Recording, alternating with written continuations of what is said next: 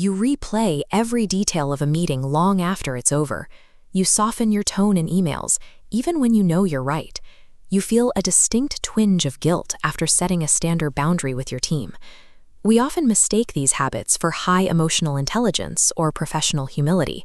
In practice, constant over-explanation and softened tones indicate that the internal anchor of self-trust has begun to drift.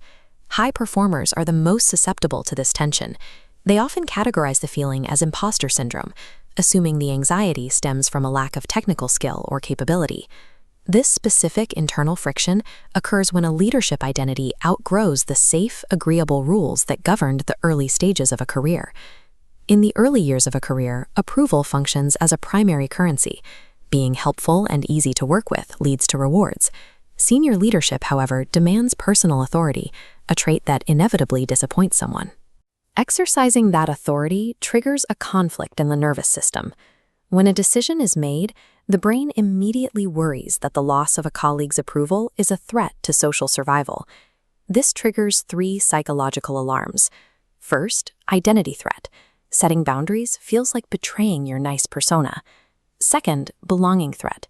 Your brain treats social disappointment like physical danger. Finally, performance rules. Internal laws dictating you must keep everyone happy quietly restrict your behavior. Guilt is a byproduct of progress. It signals that a leader's professional evolution is simply moving faster than their psychological conditioning.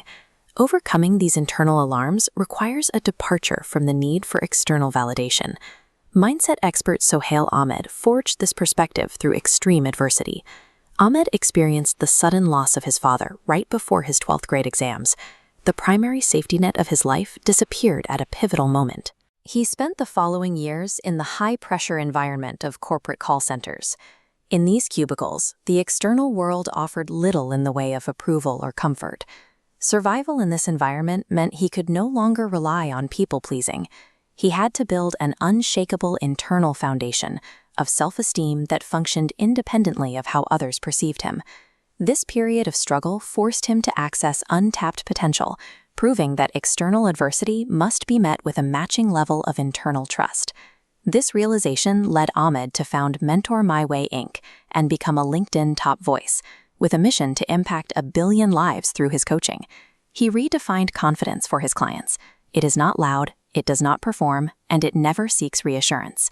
His philosophy, the confidence compass, dictates that self-trust always points inward for direction, rather than outward for validation.